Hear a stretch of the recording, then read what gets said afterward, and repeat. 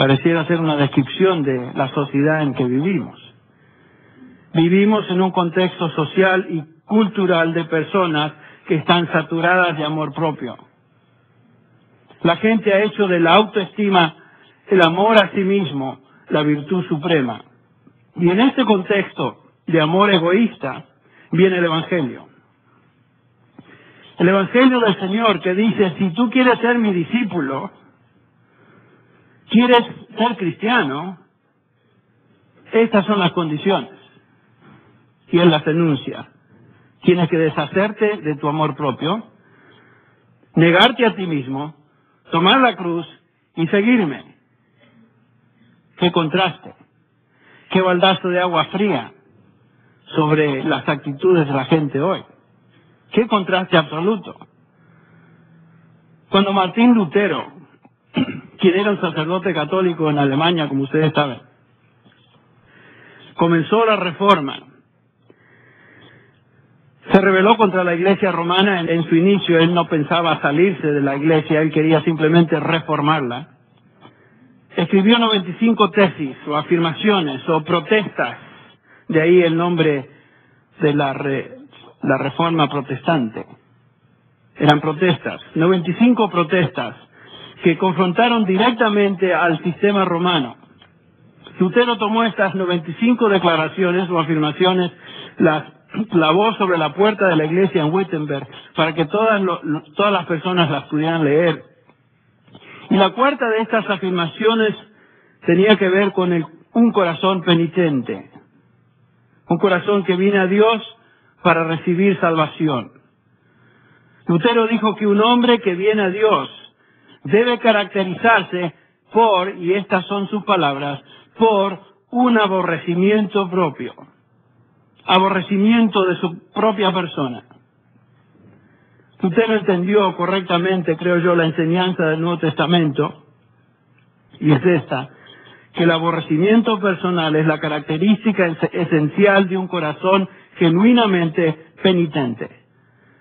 Una persona que viene a Dios contrito y humillado es una persona que no se ama a sí misma, sino que se odia a sí misma. Aborrecimiento propio. Entonces Lutero confrontó el sistema católico romano que proclamaba una salvación por medio de obras. Y dijo, y aquí me refiero a lo que él dijo, hasta que un pecador se aborrezca a sí mismo, no puede entrar en el reino de los cielos. Eso es lo que él declaró. Lutero estaba hablando de un aborrecimiento personal que invade el alma de una persona que se da cuenta lo vil de su pecado, ese pecado que le separa de Dios y que contamina todo lo que él es. Lutero tenía razón, no hay nada que el hombre, ni nada que él pueda hacer para ganarse el cielo o el favor de Dios. Lo mejor que un hombre puede dar es su propia justicia, ¿no es cierto? Lo cual nos dice Isaías que nuestra justicia delante de los ojos de Dios es equivalente ¿a qué? A trapos de inmundicia. El hombre que viene a Dios para salvación, entonces, debe venir a Él con una actitud de humildad que reconoce su absoluta indignidad, incapacidad y bancarrota espiritual. Esa es la persona que Dios recibe. Eso es lo que Jesucristo enseñó. Ustedes recuerdan cuando estudiamos las bienaventuranzas. La primera de ellas es, bienaventurados los pobres en espíritu, porque de los tales es ¿el qué? El reino de los cielos. Los pobres en espíritu, los que se consideran sin ningún mérito, sin ninguna habilidad, totalmente indignos delante de Dios para obtener salvación. De ellos, dice el Señor Jesús, es el reino de los cielos. Y acuérdense que el Señor Jesús está predicando el sermón del monte donde encontramos esta porción a un pueblo saturado dentro de una religión que enfatizaba las buenas obras y las obras de la ley como medio de ser aceptado delante de Dios. Y los judíos en general se creían personas muy aceptas delante de Dios, particularmente los líderes religiosos en Israel. Se creían personas buenas. intachables. Esa era la actitud del apóstol Pablo antes de conocer al Señor Jesucristo. ¿Ustedes recuerdan que él era fariseo? De fariseos, dice él. En cuanto a la ley, según su interpretación, intachable. Pero él llegó un día cuando en camino a Damasco se confrontó al Señor Jesucristo. Y de eso nos habla Filipenses 3, cuando el apóstol Pablo recuerda su pasado y compara su pasado y su justicia propia en su pasado con su experiencia presente ahora como cristiano. Y dice así, Filipenses 3, versículo 4, aunque yo tengo también de qué confiar en la carne. Si alguno piensa que tiene de qué confiar en la carne, dice Pablo, yo más. Y nos da las razones. Circuncidado el 8º día, del linaje de Israel, de la tribu de Benjamín, hebreo de hebreos, en cuanto a la ley, fariseo, en cuanto a celo, perseguidor de la iglesia, en cuanto a la justicia que es de la ley, según él, irreprensible.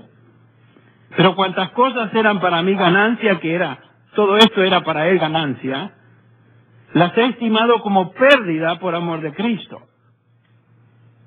Y ciertamente aún estimo todas las cosas como pérdida por la excelencia del conocimiento de Cristo Jesús, mi Señor, por amor del cual lo he perdido todo. Y no solamente que lo he perdido todo, dice Pablo, sino que lo tengo por basura, por ganar a Cristo. Y ser hallado en Él, no teniendo mi propia justicia, que era justamente en lo que él confiaba antes, justicia que es por la ley, sino la que es por la fe de Cristo, la justicia de Dios por medio de la fe. Pablo, un religioso, que había dependido en sus logros y credenciales personales para salvación, fue transformado en un hombre que llega a la realización, que llega a darse cuenta de este principio básico y fundamental, que para tener salvación uno debe venir a Dios como una persona totalmente indigna, pobre, bancarrota en términos de valor espiritual. Bancarrota espiritual. Y él dice, todo lo tengo por basura. La palabra es estiércol, una palabra muy fuerte. Todo lo tengo por estiércol. Mi propia justicia, mi religión, mis obras, mi trasfondo, mi estatus, etc. No me sirve para nada. Soy absolutamente indigno, incapaz de salvarme en mis propios méritos religiosos, dice Pablo, y esfuerzos personales. No me sirvió de nada. Todo lo que para mí antes era motivo de orgullo, lo considero estiércol. Imagínense. Una persona que había sido buena, había hecho lo imposible para cumplir la ley, por supuesto, nadie la puede cumplir en su totalidad. Y recordando una vez más su pasado, en 1 Timoteo 1:15, el apóstol expresa lo siguiente: palabra fiel y digna, de ser recibida por todos, que Cristo Jesús vino, ¿para qué? Para salvar a los pecadores, de los cuales yo soy, ¿qué? El primero. Imagínense, de ser un hombre que pensaba que era suficiente en su propia justicia, una persona buena, ahora dice, yo soy de todos los pecadores el primero. Y ustedes recuerdan por qué. Porque persiguió a la iglesia de Jesucristo. Esto es lo que Pablo se consideraba. Una persona que de los pecadores, si hicieran un desfile, él sería el abanderado. Yo soy el primero. Aquel hombre que había tenido tantas credenciales religiosas y tantos méritos personales, según él, llega a esta conclusión. El punto es claro en la Escritura. Nadie puede llegar a la salvación hasta que reconozca su pecado, su indignidad, hasta que se aborrezca a sí mismo. Esto es pobreza espiritual, esto es negarse a sí mismo. Ustedes pueden notar el